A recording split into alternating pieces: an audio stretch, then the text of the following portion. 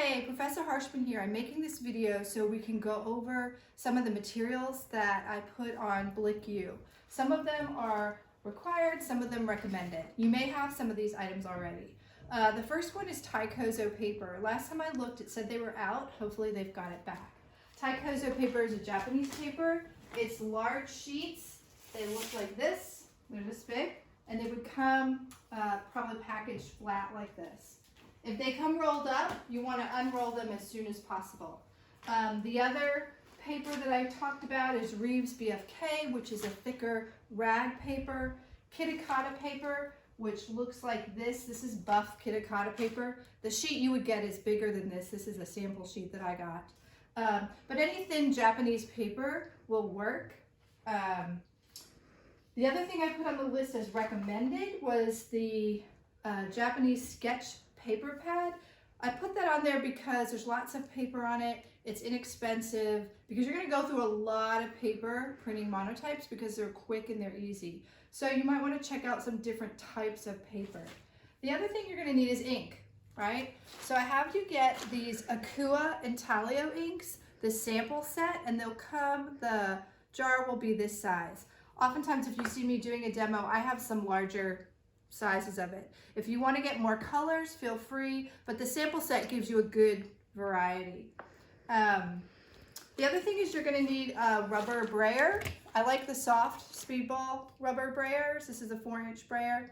And when you get these, you want to set them down like this, not like that, otherwise you'll flatten out the roller.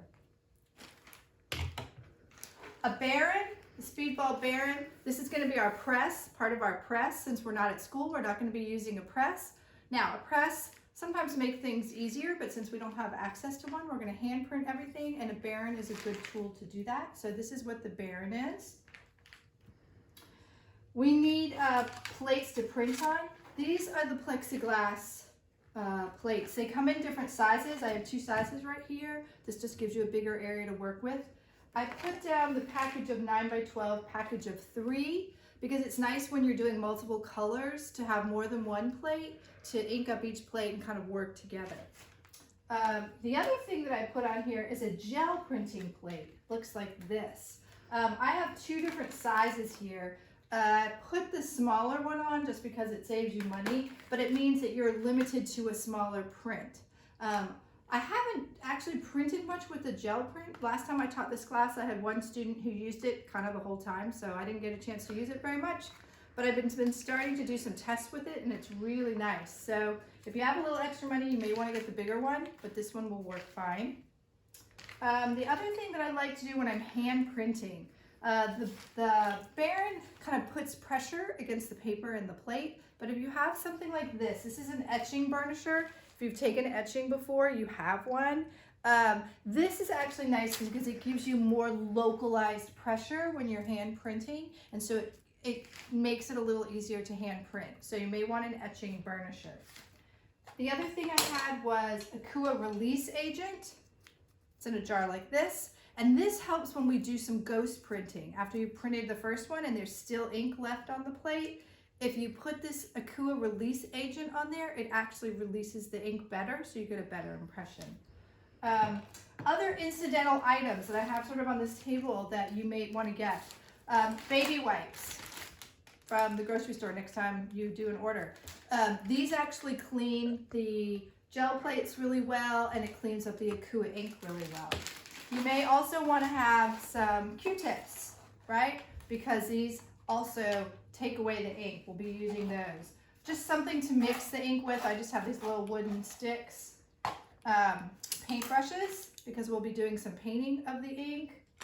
You may want to have some rubber gloves to use so your hands stay cleaner. You'll definitely want some rags, paper towels to use.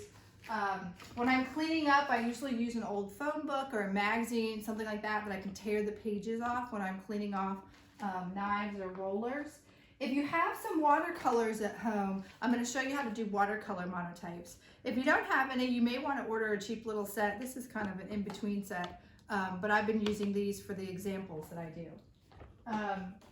Trying to think if there's anything else. Paper towels, rags.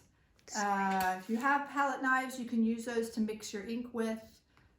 And Sometimes I'll clean up the Akua inks. The Akua inks are nice because they clean up with soap and water, but when you clean off the roller, sometimes I found the baby wipes are really easy. So I'm trying to see if I've missed anything. This is pretty much what's on the list.